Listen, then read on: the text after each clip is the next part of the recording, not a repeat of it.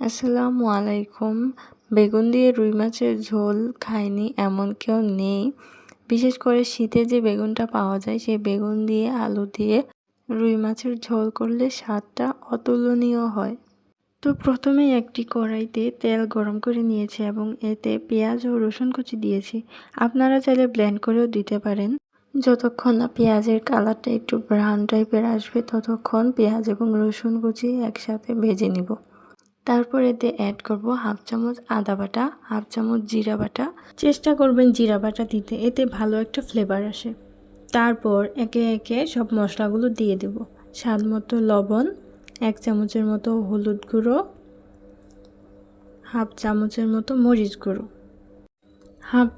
মতো মরিচ গুঁড়ো, এই তরকারি বাচ্চারাও খাবে তাই ঝালটা কম দিয়েছে।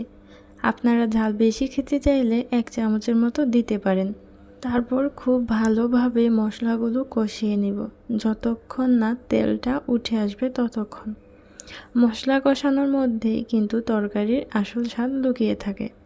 তারপর একটু পানি দিয়ে দিব। বেগুন কষানোর জন্য অল্প পানি দিতে হবে, এতে বেগুন ও আলুগুলো সিদ্ধ হয়ে যাবে। অর্ধেক সিদ্ধ হয় কষানোর মধ্যে এবং ঝোল দেওয়ার পরে বাকি অর্ধেক সিদ্ধ হয়। তো বলক উঠে এসেছে, তো বলক ওঠার পরে এটার মধ্যে বেগুন এবং আলু দিয়ে দিব। আমি লম্বা বেগুন নিয়েছি এবং আলুগুলো লম্বা করে কেটে নিয়েছি। তো যার যেরকম পছন্দ সেরকম শেপের সেরকম বেগুন নিয়ে কেটে নেবেন। তো এখানে মূল উপাদানই হচ্ছে বেগুন, যে কোনো বেগুন দিলেই চলবে। তো মশলার সাথে সেই বেগুন আর আলু আমি ভালো করে মিশিয়ে নিব এবং ঢাকনা দিয়ে ঢেকে দিব কিছুক্ষণের জন্য।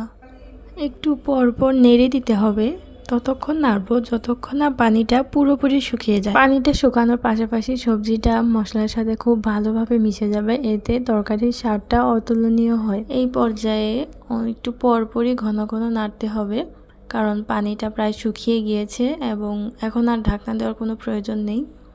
তো একটু পরেই আমি পানি দিয়ে দেব।